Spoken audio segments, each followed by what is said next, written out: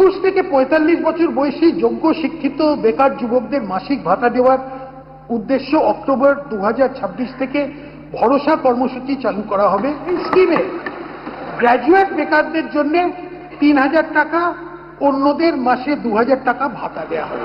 এই কর্মসূচি যে সকল পরিবারের আয় 1 লাখ টাকার কম এবং যারা অন্য কোনো সামাজিক সুরক্ষা প্রকল্পের সুবিধা পাচ্ছেন না, এইসব পরিবারের প্রার্থীর জন্য প্রযোজ্য। রাজ্য বাজেটে পশ্চিমবঙ্গের বেকার যুবক যুবতীদের জন্য ভরসা কর্মসূচি প্রকল্পের কথা ঘোষণা করা হয়েছে। আগামী অক্টোবর মাস থেকে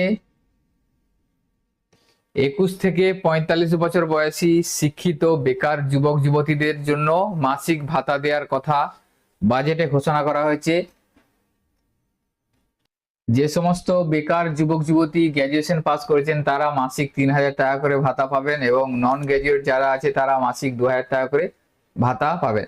তো এই ভরসা স্কিমের জন্য কি কি যোগ্যতার প্রয়োজন এখানে বলা আছে। পারিবারিক আয় 1 লক্ষ টাকার নিচে হতে হবে এখানে।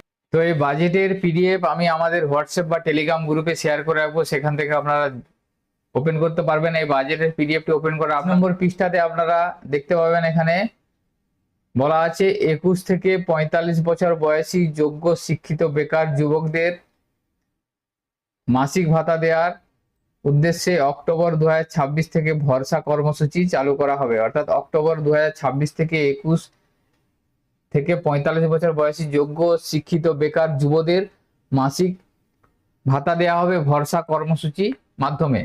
এই স্কিমে গ্র্যাজুয়েট বেকারদের জন্য মাসে 3000 টাকা, অর্থাৎ যারা 21 থেকে 45 বছর বয়সী গ্র্যাজুয়েট বেকার শিক্ষিত যুব তারা মাসে 3000 টাকা পাবেন এবং অন্যদের মাসে 2000 টাকা ভাতা দেওয়া হবে এবং গ্র্যাজুয়েটের নিচে যারা শিক্ষিত তাদের 2000 টাকা মাসে ভাতা দেওয়া হবে।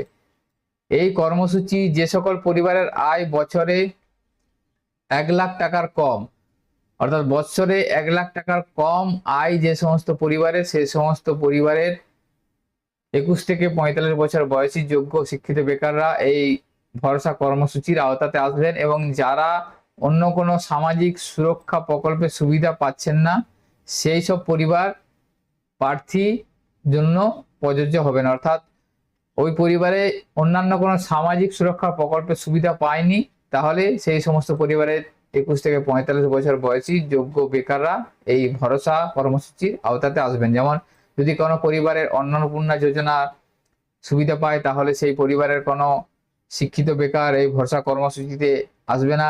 যদি তাদের পিএম কিষাণ পেয়ে থাকে, এই ধরনের কোনো সামাজিক প্রকল্প যদি সুবিধা পেয়ে থাকে ওই পরিবার, তাহলে তারা ভরসা কর্মসূচি প্রকল্পের আওতাতে আসবে না সেই সমস্ত পরিবারের বেকার যুবক যুবতীরা। তো এটাই ডিটেলসে বাজেটে বলা আছে। পরবর্তী সময় এই ভরসা কর্মসূচি নিয়ে যদি সরকারের তরফ থেকে ফুল নোটিফিকেশন প্রকাশিত হওয়ার পর আমরা সেই আপডেট আমাদের চ্যানেলে দিয়ে দেবো এবং অ্যাপ্লিকেশন প্রসেস কি থাকবে এবং কিভাবে অ্যাপ্লিকেশন করবেন সম্পূর্ণ বিস্তারিত পরবর্তী সময় আপডেট আসলে আমরা আমাদের চ্যানেলে ভিডিওর মাধ্যমে আপডেট দেবো। সেজন্য আপনারা আমাদের চ্যানেলটিকে সাবস্ক্রাইব করে রাখুন ও ফলো করবেন যাতে পরবর্তী আপডেট খুব সহজেই পেয়ে যেতে পারেন। তো আজকের ভিডিওতে এই ইনফরমেশনটি আপনাদের সাথে শেয়ার করা ছিল।